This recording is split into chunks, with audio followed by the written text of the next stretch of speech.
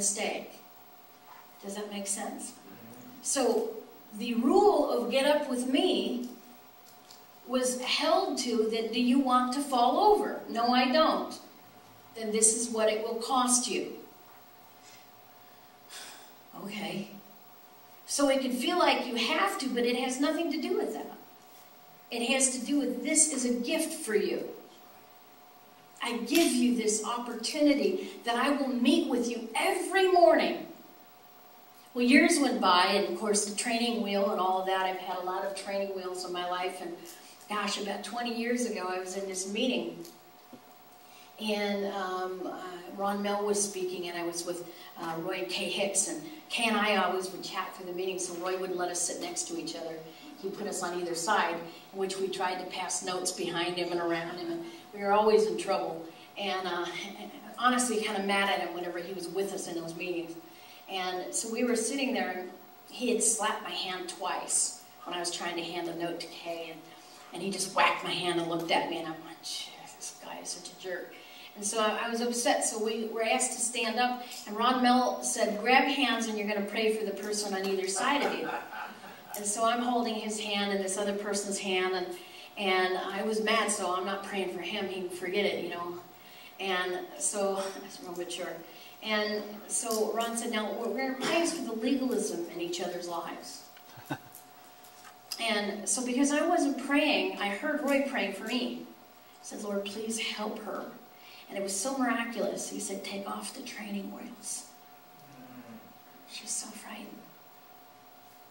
Well, he didn't at that time have any idea what he really said. And so afterward I said, what do you mean by me being legalistic? And he said, well, I didn't exactly say that. I said, yeah, you did, because you said I wouldn't take off the training wheels, and I told him that illustration, and he said, well, that was a picture he had. He says, honey, you don't need them anymore. You're going to have your quiet time with her without God suggesting it, because you just like it now. And that's what training wheels do. They get you to a place where you navigate, so when they're gone, you wouldn't go there anyway. And so these things that we set up, the way you especially want to learn them for yourself and instruct others is not you have to do this, you better do this, but we want to keep you safe with this new life you're learning. A new believer must understand you've stepped into a world you've never been in before. And right now you're excited and I'm accepted and I'm loved, but there's going to be this, we do what? Because that's upside down. You see what I'm saying? And so what we tend to do is we set the law out there with the hopes to help somebody grow, but what they heard was you better perform. And it goes right back to acceptance. Instead of God has so accepted you, He's provided this for you. Does that make sense? That's the illustration of the training wheels. Is there any questions or... This is good. We want to, before we launch into the bridge, I want you to understand what it's all about. Is there anybody else?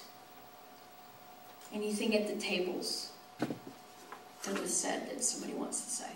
We had a question as to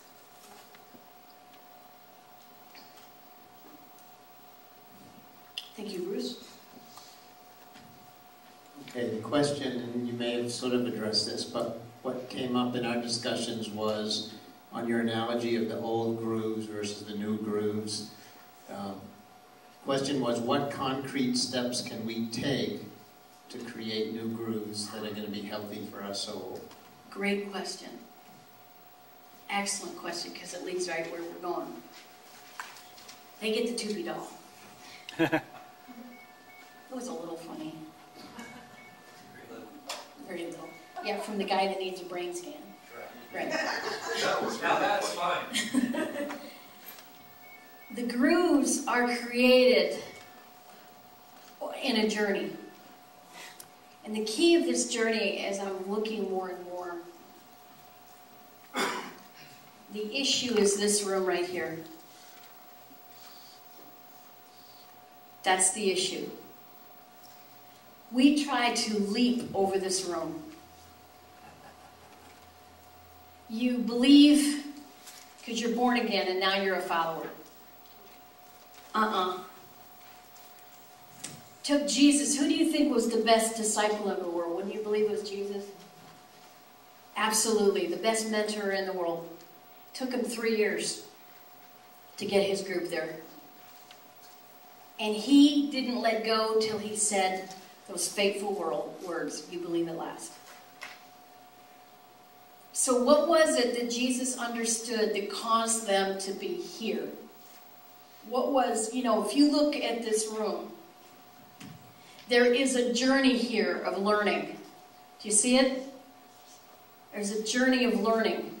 And at some point, you get to this place. And that's when he said, "You believe at last." And they popped into the next room. What was it that they believed at last? Well, Satan believes that. What does that mean? Yes. What else? What was it they exactly believed? They believed that Jesus was sent from the Father. Why is that important? Go over to John chapter 3 and read verses 10 through 12. And Scott, if you'd read it because you've got the microphone, that would be great.